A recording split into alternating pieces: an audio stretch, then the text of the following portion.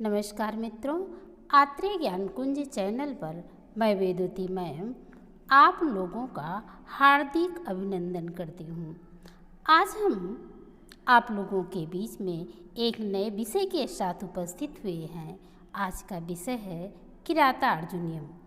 जैसा कि हम जानते हैं कि किरातार्जुनीयम का कथानक महाभारत के वन पर्व से लिया गया है और यह काव्य महाकाव्य मतलब विधा में लिया जाए तो यह महाकाव्य है और इसमें 18 सर्ग है। ये महाकवि भारव के द्वारा रचित एकमात्र उनकी कवि है। कहा गया है भारवे अर्थ गौरव, यानी कि यह अर्थ गौरव के लिए प्रसिद्ध है। आइए इसका हम कथानक देखते हैं। इसमें 18 सर्ग हैं, लेकिन टीजीटी के विद्यार्थियों के लिए सिर्फ पहला सर्ग ही पढ़ना है। तो पहले सर्ग की संक्षिप्त कथा है। आइए हम बहुत संक्षिप्त रूप से थोड़े में उसे बताते हैं।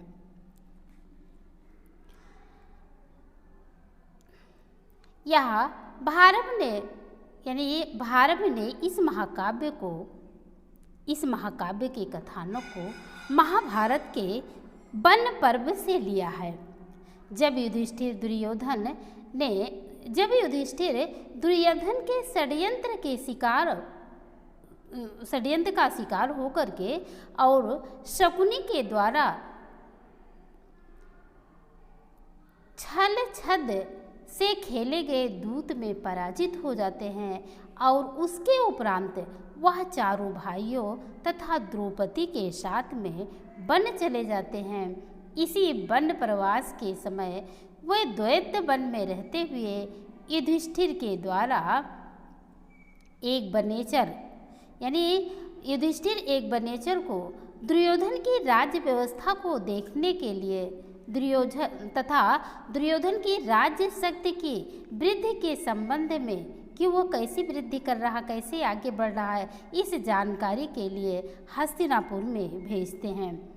और वह बनेचर क्या करते हैं, बनेचर वहाँ पर जा कर के दुर्योधन के विषय में पूरी जानकारी ले करके वह पुनः आ करके वह बनेचर दुर्योधन के पास जाता है और वहाँ से वह पूरी जानकारी का संग्रह करता है और उसके बाद उस जानकारी को लेकर के वह युधिष्ठिर के पास आकर के उसकी सूचना देता है।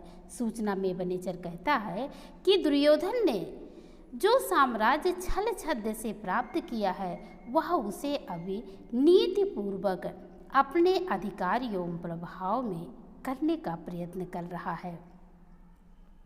बनेचर यह भी युधिष्ठिर को भली भांति बनेचर जब वहाँ जाता है तो वह वहाँ से लौट कर आकर के युधिष्ठिर से भली भांति उसे स्पष्ट रूप से बता रहा है कि दुर्योधन न केवल सैन्य शक्ति को ही बढ़ा रहा है अपितु समस्त राजाओं तथा प्रजा को अपने उत्तम व्यवहार से अपने प्रभाव में लाने का प्रयत्न कर रहा है।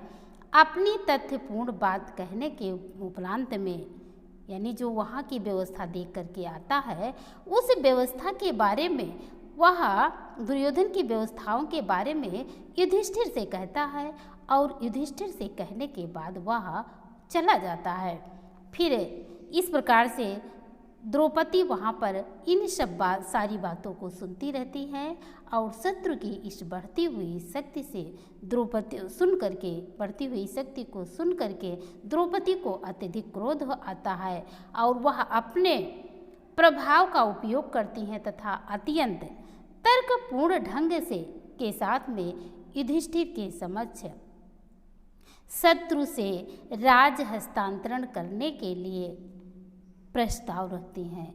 द्रौपदी दुर्योधन द्वारा शक्तिशाली पांडवों के अपमान की स्थिति को भी अत्यंत मार्मिक ढंग से प्रस्तुत करती हैं तथा युधिष्ठिर की शांतपूर्ण नीति की कटु आलोचना करती हुई द्रौपदी कहती हैं कि शांति से साम्राज्य को नहीं हासिल किया जा सकता है। यानी इस तरह से, जिस तरह से आप शांति व्यवस्था के द्वारा साम्राज्य को हासिल करना चाहते हैं, द्रौपदी कहती हैं कि इस तरह से साम्राज्य को शांति के द्वारा नहीं हासिल किया जा सकता है। यदि आप शांति के ही पुजारी हैं तो जो आपने इस क्षत्रियोचित वेशभूषा को धारण किया है और जो आपका क्षत्रित्व के प्रतीक के रूप में आपका धनुष है, उस धनुष का परित्याग कर दीजिए और आप मुनि के समान आचरण करते हुए इसी वन में रहते हुए अग्निहोत्र यानी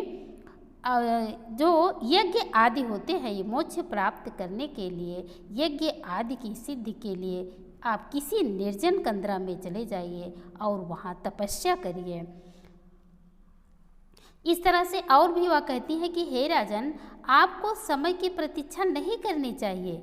विजय की कामना करने वाला राजा किसी न किसी बहाने से शत्रु से की गई संधि को तोड़ देता है। फिर आगे महाकवि भारव प्रथम सर्ग में हमने सारांश के रूप में आप लोगों को बताया। अब आइए चलते हैं, प्रथम सर्ग का पहला श्लोक क्या है, पहला मंगलाचरण क्या है, उसका हम अध्ययन करते हैं। यह किरातार्जुनीयम बृहत्त्रयी है। बृहत्त्रयी में 3 ग्रंथ रखे गए हैं, उसमें से यह किरातार्जुनीयम भी है। इसमें है, इसका मंगलाचरण है, श्रियः कुरुणाम यदि पश्यपाल्यं प्रजाशेवेत्यं यमयोक्तवेदितं सहवर्णलिङ्गी विदिताश्रमाययो सहवर्णलिङ्गी विदिताश्रमाययो युधिष्ठिरं दैत्यवने वनेचरा युधिष्ठिरं दैत्यवने वनेचरः। फिर से एक बार देख लीजिए, श्रियः कुरुणाम अधिपश्यपाल्यं प्रजाशेवेत्यं यमयोक्तवेदितं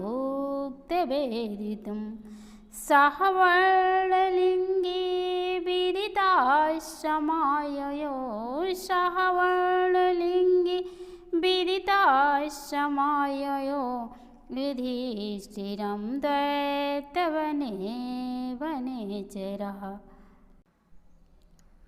इसका प्रसंग पहले जानते हैं कि पांचों पांडव कौरवों से जुए में पराजित हो गए थे।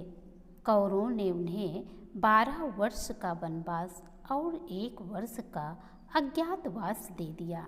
वनवास और अज्ञातवास स्वीकार कर युधिष्ठिर अपने भाइयों और द्रौपदी को लेकर के वन में चले गए। उन्होंने जब वो वन में गए तो दैत्य वन में निवास कर रहे थे और निवास के समय वो दुर्योधन की राजधानी हस्तिनापुर में एक वनेचर को भेजते हैं। वह वनेचर वहाँ पर जा कर के दुर्योधन की सारी गतिविधियों को जान करके वह युधिष्ठिर से आकर के बताता है। यही आगे कथानक में भी हमने बताया था और यही इसका प्रसंग भी है। यहाँ पर भारव कहते हैं कि यहाँ से अर्थ ले लीजिए, युधिष्ठिरम द्वैत्य बने वनेचरा। चौथी लाइन का अर्थ है युधिष्ठिरम द्वैत्य बने। युधिष्ठिरम माने युधिष्ठिर के पास में, द्वैत्य बने वनेचरा, वह युधिष्ठिर के पास में द्वैत्य वन में वनेचरः यानी वह वर्णलिंगी वनेचर। सह वर्णलिंगी, सह माने वही वर्णलिंगी। कौन वर्णलिंगी? यानी जिसको दुर्योधन ने भेजा था वही वर्णलिंगी। या वर्णलिंगी का मतलब वो ब्रह्मचारी का भेष बना करके गया था।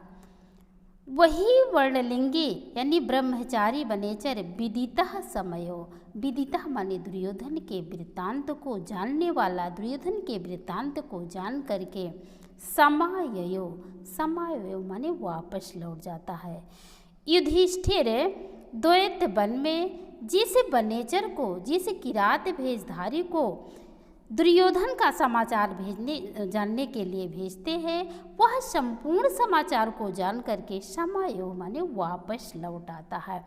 वह कैसे है? श्रियः, श्रियः कुरूणाम अधिपस्य पालनिम। श्रियः माने होता है राजलक्ष्मी, राजलक्ष्मी का पालन करने वाले, पालनिम पालन करने वाले, कुरूणाम अधिपस्य, कुरूणाम कुरुदेश के स्वामी। कुरुदेश के स्वामी कौन था? अर्थात वह राजा दुर्योधन।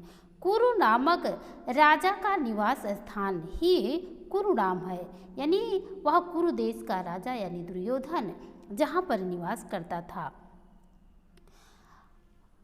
राजलक्ष्मी के द्वारा पालनी माने पालन करने वाले, प्रजासु वृत्तिम, प्रजास वृत्ति माने प्रजा के, वृत्ति माने व्यवहार को, प्रजाओं के व्यवहार को वेदितुम माने जानने के लिए, यम अयुक्तम, यम अयुक्तम माने जिसे नियुक्त किया गया था, जिस बनेचर को नियुक्त किया गया था, सह वर्णलिंगी ही, वह किरात भेषधारी बनेचर विदितः समयो, संपूर्ण वृत्तांत को जान करके वापस लौटाता है। कहाँ लौटाता है?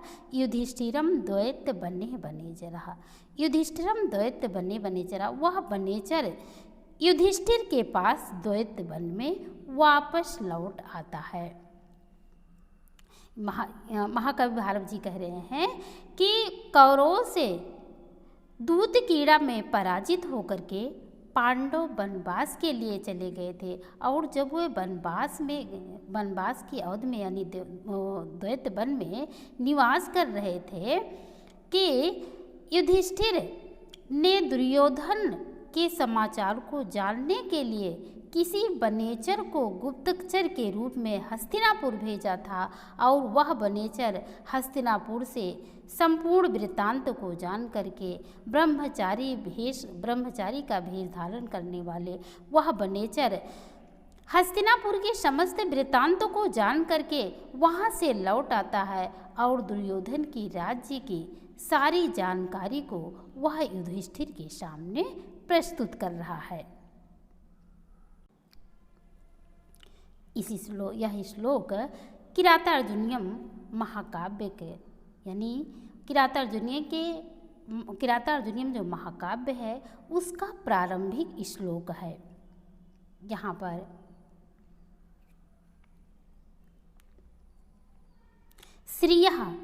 श्रियः शब्द का प्रयोग किया गया है, यानी यहाँ पर श्रिय ये मंगलाचरण है, तो श्रियः शब्द मंगलाचरण 3 प्रकार का होता है, एक आशीर्वादात्मक, नमस्कारात्मक और वस्तु निर्देशात्मक। यहाँ पर महाकवि भारत जी श्री शब्द का प्रयोग करके सीधे अपने विषय पर आ जाते हैं। श्रियः शब्द में कवि ने मंगल समझा है, यानी मंगल का अभिष्ट समझा है। कहते हैं ग्रंथादो ग्रंथ मध्य ग्रंथादे च मंगलम करणीयम।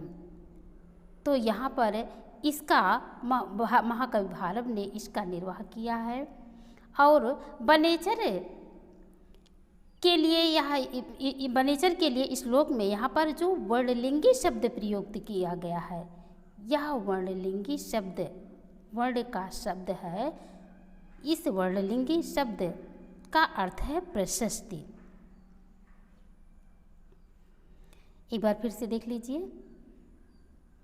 श्रियः कुरूणाम अधिपस्य पालिम प्रजास्य वृत्तिं यमयुक्ति वेदितुं सह वर्णलिंगी विदितः समाययो सह वर्णलिंगी विदितः समायो युधिष्ठिरं दैत्यवने वनेचरा युधिष्ठिरं दैत्यवने वनेचरः। अर्थ एक बार इसका फिर से देख लीजिए। श्रियः कुरूणाम अधिपस्य पाल्यम।